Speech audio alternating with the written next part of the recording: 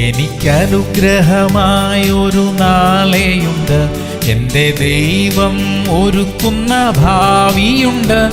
ആർക്കും തടയാനാകാത്ത ഉയർച്ചയുണ്ട് പരിശുദ്ധാത്മാവിൻ ശക്തിയാൽ.